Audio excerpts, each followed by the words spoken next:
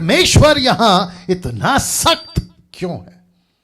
आपको बताता हूं आपको बताता हूं। जब परमेश्वर को पता चला कि मुझे 6 लाख लोगों को लेकर चलना है और इनके पास में बाइबल नहीं है, क्योंकि मूसा ने अभी तक उनके हिसाब से अभी तक तोरा यानी कि निर्गमन, उत्पत्ति, निर्गमन, लेवी व्यवस्था, गिनती व्यवस्था, विवरण नहीं लिखा, तो उनको कैसे बताऊं कि तुमको पाप नहीं करना है? क्योंकि जो परमेश्वर तुम्हारे साथ में चलेगा ना 40 साल रात दिन, दिन में बादल का खंबा, रात में आग का खंबा, जो तुम्हारे साथ साथ चलेगा ना, वो सब बर्दाश्त कर सकता है, लेकिन एक चीज बर्दाश्त नहीं कर सकता, वो है पाप, वो है SIN सिन। वो बर्दाश्त नहीं करता, जिसके चलते परमेश्वर को उनके लिए एक ऐसी चीज रखनी थी जो उनकी भाषा में उनको समझ आए, और वह था यह, वो था ये। अब आप बोलोगे डैनियल भाई ये क्या चीज है? आपको कुछ समझ आने जैसा मैंने किया हुआ है। ऊपर लिखा है आ खमीरी रोटी, और नीचे एरो करके डाल दिया खमीरी रोटी। आप देख सकते हैं कि ये फूला हुआ नहीं है, ये बिल्कुल क्या कहते हैं, प्लेन है। दूसरा शब्द नहीं मिल रहा है, नहीं वो अच्छा नहीं है शब्द, एनीवे। और दूसरा आप देख सकते हैं ये फूला हुआ है, ये बिल्कुल प्लेन है, ये फूला हुआ है।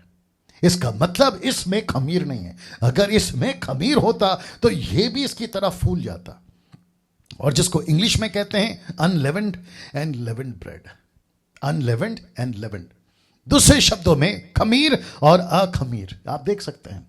अब परमेश्वर ने क्यों कहा? परमेश्वर ने कहा इस्राएलियों को बताओ कि ऐसी वस्तु जो रोटी को फुला देती है, जो ब्रेड को फुला देती है, जो पूरे के पूरे, यीशु ने कितनी बार कहा, पतरस ने कितनी बार कहा, पौलुस ने कितनी बार कहा, मूसा ने कितनी बार कहा, खमीर खमीर खमीर।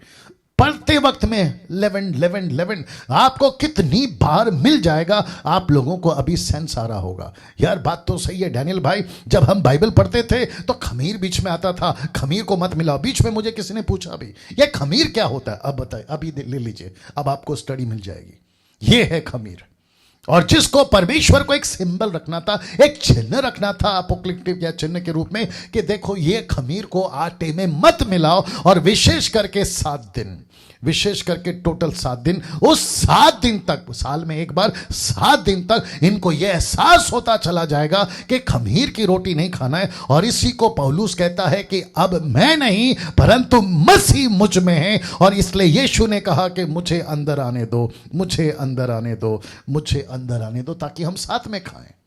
तो प्रभु भोज के वक्त में हम ये सारी बातें नहीं बोलते, लेकिन अभी प्रभु भोज की विधि में आपको ये बातें ऐड करनी होगी, क्योंकि परमेश्वर को खमीर की रोटी पसंद नहीं है। इसलिए लिखा है कि इसलिए जो कोई अनुचित रीति से प्रभु की रोटी खाए, खमीर का मतलब है पाप में रखूंगा, इसलिए कहता है कि वो तुम्हारे बीच में से नाश किया जाए। इस्राएलियों, यहूदी इस बात को आज भी बखूबी जानते हैं, वो अच्छे से जानते हैं कि ये क्या चीज है जो परमेश्वर बता रहा है, और जिसके चलते ये रहा दोस्तों, परमेश्वर को खमीर पसंद नहीं था, ऐसी घोषणा कर दी गई थी। और इस्राएलियों के कानों में पहली बार, उनके दिमाग में ये बात पहली बार डाली गई थी। और आपको भी पता होगा दुनिया के लोगों के कितनी बार बाइबल के प्रचारक, मुझ जैसे प्रचारक, इस पाप का जिक्र करते आ रहे। जब आपके कानों में पहली बार पड़ी तो आपने भी यही कहा होगा, अरे छोटी बात तो है, अरे छोटा तो है, झूठी तो बोल रहे, गाली तो दे रहे, नशा ही तो कर रहे, अरे गलत चीजों ही तो देख रहे, लेकिन इसमें कौन सी बड़ी बात है? यह आपको फुला देती है, यह आपको फुला देती है। आपके अंदर जो घमंड है ना, वो आपको फुला देती है। आपका जो अहंकार है ना, जो खमीर बनता है, यह आपको फुला देती है। और परमेश्वर कहता है कि यह बेस्ट एग्जाम्पल है इनको समझाने का। इस रोटी में और इस ब्रेड में फर्क देखिए, फर्क देखिए दोस्तों। ये दिखने में बड़ा इंटरेस्टिंग है, ये दिखने में बड़ा अच्छा लगता है, लेकिन ये बहुत सादा है, इसमें किसी प्रकार का कोई आकार नहीं है। लेकिन परमेश्वर कहता है कि मुझे यही पसंद है। इसलिए यीशु मसीह ने भी यही कहा था, इसलिए यीशु मसीह ने भी यही कहा था कि मेरे लिए फसह की तैयारी करो, ये मेरे लिए फसह की तैयारी करो। ये सब के पीछे वाला वचन, मेरे लिए फसह की तैयारी करो। और वो जो रोटी थी ना, उसमें खमीर नहीं था। इसका मतलब यीशु मसीह कहता है अब मैं तुम्हारा हो गया हूं। मैं परमेश्वर का था, मैं कभी इस्राएलियों का था, अब मैं पूरी दुनिया का हूं, लेकिन मुझे तुम चाहिए। वो है चौथा मैं और तुम। इसलिए तो लिखा है कि मैं तेरे अंदर आना चाहता हूं और साथ में बैठकर खाना चाहता हूं। क्या गजब की बात परमेश्वर आज आपके बीच में रख रहा है। दोस्तों कैसा लग रहा है? आप लोग अपनी प्रतिक्रिया दीजिएगा ना। मुझे आगे जाने दीजिए, क्योंकि मुझे आपको बताना है कि यहां पर खमीर और अखमीर का चक्कर क्या है। मैं आपको अभी एक्सप्लेन करने जा रहा हूं। तो अभी तक आपको यह बात समझ में आ गई ना। दोस्तों अनलेवेंड एंड लेवेंड ऐसा लिखा है, क्यों इतना सख्त था परमेश्वर अखमीरी और खमीर की बात को लेकर, रोटी को लेकर। जी, इतना सख्त क्यों था? ऐसा लिखा है परमेश्वर ने उस वक्त में ऐसा लिखा है कि इस्राएलियों को तुम जब ये फसह की विधि, फसह का त्योहार, फसह का फेस्टिवल, यहूदी इस्राएलियों और पौलुस और पतरस भी इस बात को बखूबी जानते थे। उन्होंने साफ कहा कि तुमको खमीर नहीं मिलाना है। तो परमेश्वर खमीर को लेकर, खमीर को लेकर इतना सख्त क्यों था? मैं आपको बता दूं, आइए देखते हैं। और इसके साथ में मैं 2 3 4 कनेक्शन दूंगा, आप उसको प्लीज उसको लीजिए। और मैंने फेसबुक पे डाला है आज, ये पाप को दर्शाता है। ये जो खमीर है ना, ये पाप को दर्शाता है। मैं फिर कहता हूं, उस वक्त बाइबल नहीं थी। 6 लाख लोगों के पास में बाइबल नहीं थी। 6 लाख लोगों के पास में सिर्फ मूसा था। परमेश्वर को कुछ दिखाना था और दिखाकर कहना था ये नहीं करना, ये नहीं करना, ये नहीं करना, ये नहीं करना। मैं जब कुछ चीजें और रखूंगा ना, जैसे जैसे आप उसको अभी आगे बढ़ेंगे हम, आपको एक एक चीज बारीकी से पता चल जाएगी कि ये चीजें दिखाता था, अच्छा इसका मतलब है ये नहीं करना है। लेकिन वो सब अब यीशु मसीह में आ गया। अगर यीशु अंदर है, हमको वो रिचुअल्स, वो फंक्शंस, वो फेस्टिवल, वो यहूदियों के 7 फेस्टिवल करने की जरूरत नहीं है। ना सबत, ना फसा, ना आपका टबरनेकल, ना फिर आपका कोई और फेस्टिवल नहीं करना है, क्योंकि जो भी है सब अंदर है। कुलुस्सियों 2:17 कहता है दीज आर द शैडोज। ये छाया थी, अभी वास्तव में, मूल में, अस्तित्व में, वास्तव में, ओरिजिनल में मसीहा है। निकालो जल्दी से कुलुस्सियों 2:16 और 17। जी कुछ सेकंड दीजिए दोस्तों। वाह, मैं समझता हूं कि गजब की बातें आपके बीच में आ रही हैं। गजब की बातें आपके बीच में आ रही हैं। जी, the book of Colossians chapter 2 verse 16 and 17 देखते क्या लिखा है। जी ओके, इसलिए वचन 17 पढ़ लेते दोस्तों। कोलोसियंस 2:17 लिखा है, क्योंकि ये सब आने वाली बातों की छाया है, पर मूल वस्तु मसीह की है। ये बातें कौन सी बातें? यहूदियों की फेस्टिवल, ये सारा जो उस वक्त में था, फसा, आपका खमीर, जो रोटी बाहरी तौर पर। इसलिए यीशु ने कहा कि जो बाहर से अंदर जाता है वो मनुष्य को अशुद्ध नहीं करता, लेकिन जो अंदर से बाहर जाता है वो मनुष्य को अशुद्ध करता है। मैं उसके ऊपर अभी नहीं जाना चाहूंगा, समझदार को इशारा काफी है। दोस्तों मैं फिर कहता हूं, कुछ चीजें आपको समझना बहुत जरूरी है, बहुत जरूरी है। क्योंकि लिखा है कि इतना सख्त परमेश्वर क्यों था, इतना सख्त परमेश्वर क्यों था अखमीरी और खमीरी रोटी को लेकर। यह पाप को दर्शाता है। क्या क्या पाप या क्या क्या खमीर आज मसीह की देह में घुस रही है, और उसी देह में आपका यीशु है, उसी देह में आपका यीशु है, उसी देह में आपका यीशु है, उसी देह में आपका यीशु है। यीशु को रखकर आप खमीर कैसे मिला सकते हैं? यीशु को दिल में लाकर आप खमीर कैसे मिला सकते हैं? और अगर आपने खमीर डाल दिया ना, ये फूल जाता है, ये खमीर फूल जाता है, ये फूल जाता है। फिर ऐसा होता है कि आपके अंदर यीशु कम दिखता है और पाप ज्यादा दिखता है। आइए बताता हूं कैसे। मैं वापस कहता हूं इतना सख्त क्यों था, क्योंकि यह पाप को दर्शाता है। व्यभिचार का खमीर, नशा का खमीर, लालच का खमीर, संसारिक बातों का खमीर, पॉर्न वीडियोस का खमीर, मूर्ति पूजा का खमीर, तुम ये सब खमीर अपने अंदर, ईस्ट अपने अंदर घुसा लेते हो और वो फूल जाता है। अभी आपको फोटो दिखाया था ना, मैं वापस पीछे नहीं जाना चाहता हूं, वो फूल जाता है। एक काम करता हूं, चला ही जाता हूं, फूल जाता है।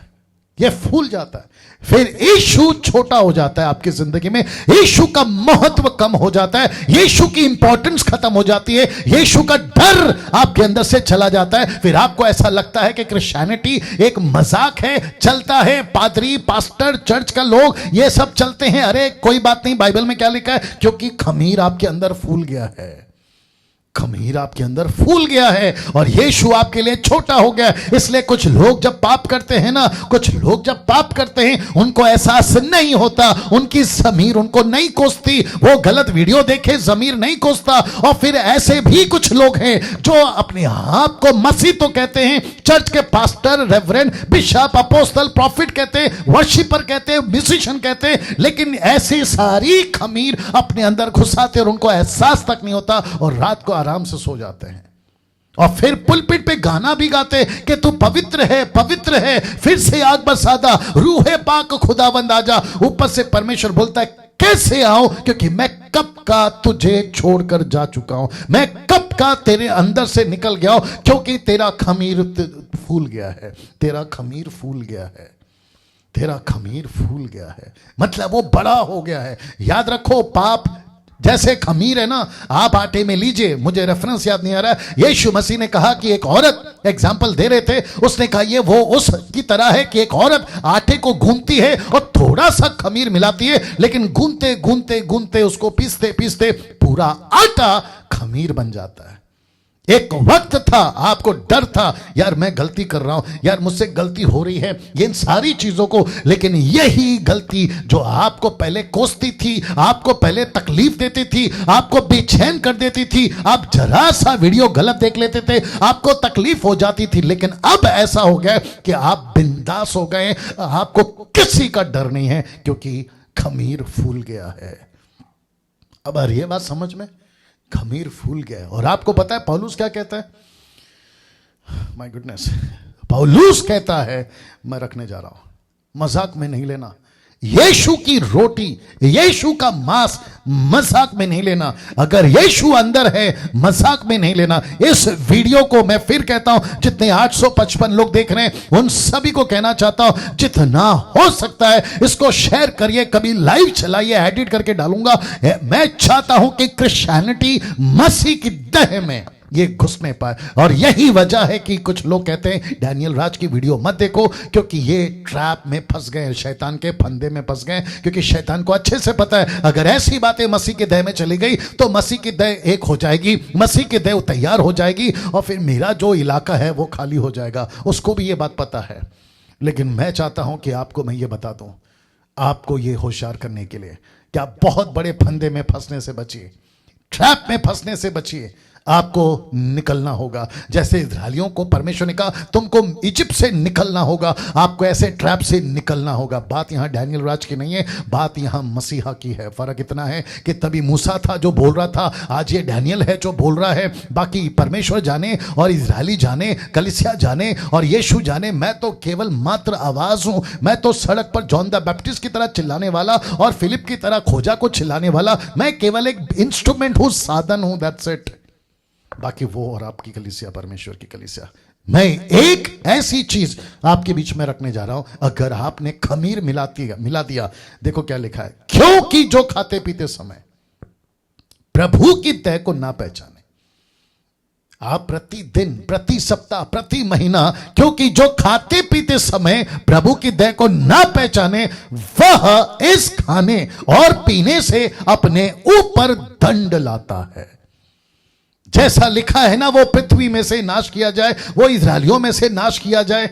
लिखा है कि नहीं लिखा है? अगर कोई खमीर खा लेता है, अगर कोई पाप कर लेता है तो उसको नाश कर दो। लिखा है कि नहीं लिखा है? और यही चीज परमेश्वर का दास पौलुस कहता है, ये बात मुझे प्रभु से पहुंची कि अगर खाते पीते समय अगर कोई मेरी देह की तरफ ध्यान ना दे, मुझे ध्यान ना दे, मेरे प्रभु भोज पे ध्यान ना दे, मुझे ना पहचाने। अभी आपको पहचान करा दी कि यीशु कौन है, अब आप पहचान गए। आपको पहचान करा दी कि ये मेमना है, कैसे मांस को खाना है, अब आपको पहचान हो गई। इसलिए कहता है यदि वो ना पहचाने वो अपने पर दंड लाता है। और दंड क्या है? देखिए 3 तरीके से। सबसे पहला, इस कारण तुम में बहुत से निर्बल, दूसरा रोगी, कमजोर और बीमार, कमजोर और बीमार। तीसरा सुनना चाहोगे? बहुत से सो भी गए, दूसरे शब्दों में मर गए। मर गए।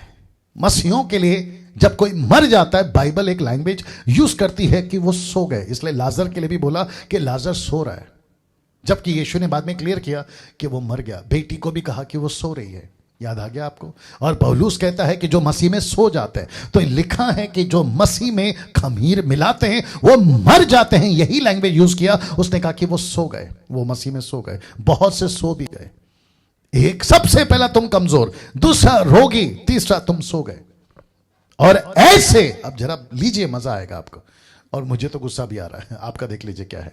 और ऐसे निर्बल और ऐसे रोगी, ये दो तरह के क्रिश्चियन कभी पंजाब में तेल पानी खरीदते हुए मिल जाएंगे, पास्टरों से प्रार्थना करते हुए मिल जाएंगे, कभी पंजाब में, कभी गुजरात में, कभी कर्नाटका में, कभी तेलंगाना में, आंध्र प्रदेश में, कभी तमिलनाडु में, और कभी अफ्रीका के पास्टरों को जिसको डैडी पापा करके बुलाते हैं, और कभी अमेरिका में। प्रभु के दास प्रार्थना करिए, तुम खुद ही रोगी हो, तुमको प्रभु ने रोगी किया, तुमको प्रभु ने निर्बल किया। क्यों? क्योंकि तुमने मसीह की देह को नहीं पहचाना, इसलिए तुम्हारा नाश होना तय है, तुम्हारा नाश होना तय है। ऐसा क्यों पास्टर डैनियल? क्योंकि तुमने जिस यीशु को अंदर लाया था, तुमने खमीर मिलाकर तुमने उसको छोटा कर दिया और खुद को बड़ा कर दिया। अब आ रही है बात समझ में? कैसा लग रहा है?